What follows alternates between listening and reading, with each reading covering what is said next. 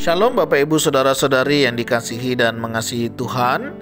Kita sungguh bersyukur kalau hari ini Tuhan boleh memberkati kita. Sebelum kita membaca dan merenungkan firman Tuhan, mari kita satukan hati, kita berdoa.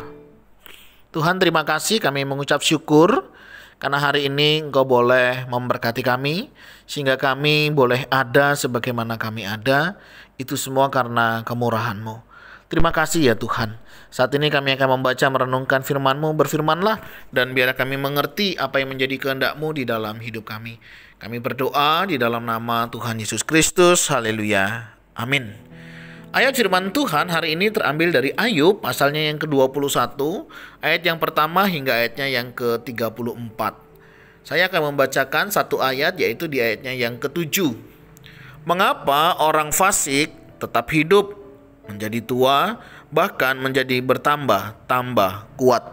Amin. Demikianlah firman Tuhan, mari kita merenungkannya. Bapak Ibu Saudara, mungkin kita pernah mendengar atau pernah kita juga mengatakan hal demikian. Kenapa ya itu orang jahat, tidak baik, umurnya panjang, hidupnya enak, bahkan bertambah kaya. Beda dengan saya. Saya mengasihi Tuhan, saya rajin ibadah, saya bahkan terlibat dalam melayani. Tetapi saya harus menanggung banyak hal. Saya sakit, saya menderita, hidup saya juga gak lebih baik dari orang lain. Bapak Ibu Saudara, mungkin ini merupakan kalimat yang sinis ya. Tetapi memang tidak jarang orang bisa berkata demikian. Ketika dia tahu, dia melihat ada orang yang mungkin ya dalam tanda petik menurut pengamatannya dia gak takut Tuhan ya. Dalam hidupnya juga gak jujur-jujur amat. Bahkan hidupnya terkadang menyakiti hati orang lain. Dan sepertinya hidupnya baik-baik saja, bahkan bisa bergelimang harta. Kenapa mereka bisa begitu? Dan benarkah memang demikian? Sehingga tidak heran Bapak Ibu Saudara ya, kadang ada orang yang sudah percaya, sudah kenal Tuhan, sudah hidup di dalam Tuhan pun mereka mempertanyakan hal ini kepada Tuhan. Dan yang paling bahaya adalah mereka ikut arus di dalamnya. Bapak Ibu Saudara, kadang hal ini memang sangat menggiurkan bagi orang-orang tertentu untuk mereka tetap bisa bertahan di dalam Tuhan. Kenapa? Karena buat apa aku bertahan di dalam Tuhan, hidup jujur, hidup baik, melakukan apa yang Tuhan mau kalau hidupku harus mengalami penderitaan. Tidak mudah memang untuk kita bisa menerima kenyataan ini. Tapi benarkah orang fasik, orang yang demikian menikmati itu semua? Bapak Ibu Saudara, kalau kita melihat di dalam perikop pasal Ayub 21, memang orang-orang fasik ya dikatakan mereka bisa hidup bahkan sampai tua dan mungkin bisa bertambah kuat di dalam kehidupannya, di mana mungkin keturunannya bisa bersama, anak cucunya mereka seolah-olah mendapatkan perhatian yang baik, rumah-rumah mereka aman, gak ada ketakutan, bahkan harta mereka juga cukup banyak, cukup baik. Kadang hal-hal demikian bisa membuat kita iri. Enak dong buat mereka yang gak ikut Tuhan, percaya Tuhan tapi hidupnya baik-baik saja. Bapak Ibu Saudara, ini menjadi tantangan. Apakah kita mau hidup seperti itu tanpa Tuhan? Atau kita bersama Tuhan walaupun kita harus mengalami penderitaan? Ada orang yang memang akhirnya dengan sengaja, ngapain ikut Tuhan kalau hidupku harus menderita? Akhirnya mereka pun meninggalkan Tuhan. Tetapi mereka lupa bahwa hidup ini bukan berbicara di sini saja. Ada kehidupan setelah kematian.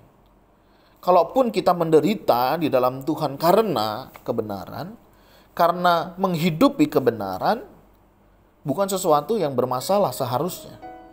Dan seharusnya kita bersukacita di dalamnya. Karena kita tahu di tengah kebenaran, di tengah perbuatan yang kita lakukan, sesuatu yang baik dan benar. Walaupun harus menderita yang bukan karena seharusnya demikian. Tapi celakalah bagi kita ketika kita hidup di dalam kefasikan. Karena ada masanya, ada waktunya. Dikatakan mereka akan menjadi seperti jerami di depan angin, seperti sekam yang diterbangkan badai. Bencana untuk dia disiapkan Allah, disimpan oleh Allah. Bagi anak-anaknya sebaiknya orang itu sendiri diganjar Allah supaya sadar. Bapak Ibu Saudara, tidak selamanya orang fasik itu demikian. Ada waktu Tuhan akan mengingatkan mereka. Ada waktu Tuhan untuk menghajar mereka. Bapak Ibu Saudara, ini menjadi peringatan buat kita. Jangan hanya karena hidup terlihat baik, ekonomi menjadi baik begitu ya, kita rela meninggalkan Tuhan dan hidup seperti cara dunia. Dunia memang menawarkan banyak hal sehingga kita tergoda dan kita ikut arus dunia. Tetapi kita akan meninggalkan sesuatu yang sangat berharga. Maukah Bapak Ibu Saudara menukarkan sesuatu yang berharga, sesuatu yang kekal dengan sesuatu yang fana? Biarlah melalui renungan Ayub 21 ini mengingatkan kita untuk kita tidak tergoda untuk hidup dalam kefasikan dengan segala kenyamanan, dengan segala ketenangan yang terlihat semu. Mari kita bersyukur dengan apa yang hari ini ada pada kita. Kalaupun kita harus menderita karena perbuatan baik, karena perbuatan yang benar, bersyukurlah karena kita bersama dengan Tuhan. Dan Tuhan tahu tidak akan selama-lamanya orang benar itu goyah. Dan kiranya setiap kita semakin diteguhkan di dalam mengiring Tuhan dan tetap bersyukur kepada Tuhan. Tuhan, terima kasih, kami bersyukur hari ini Engkau mengingatkan kami. Seringkali kami bisa iri, kami bisa merasa hidup kami tidak seberuntung orang lain. Tapi kami bersyukur karena kami punya Engkau sebagai Tuhan dan Juru Selamat kami yang hidup. Kami pun tahu akan pilihan hidup kami, akan tujuan akhir daripada hidup kami. Terima kasih ya Tuhan. Kalaupun hari ini ada di antara kami yang sedang menderita, sedang bergumul karena kami hidup di dalam kebenaran-Mu, kuatkan, teguhkan kami untuk kami tidak tergoda karena rasa nyaman, aman. Kami hidup sebagaimana kehidupan orang fasik, jauh daripadamu dan meninggalkan Engkau. Memang secara duniawi itu enak, nyaman. Tetapi kami tahu Tuhan, bukan untuk itu Engkau memanggil kami.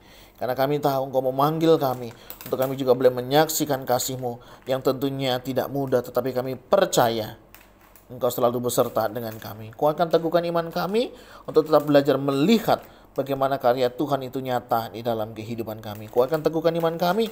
Kami berdoa hanya di dalam nama Tuhan Yesus Kristus. Haleluya. Amin. Bapak Ibu Saudara, mari tetap bersyukur kepada Tuhan. Apapun yang hari ini kita alami, percayalah itu yang terbaik yang Tuhan berikan untuk membawa kita semakin mengenal Dia lebih dekat lagi. Tuhan Yesus memberkati kita semuanya. Shalom.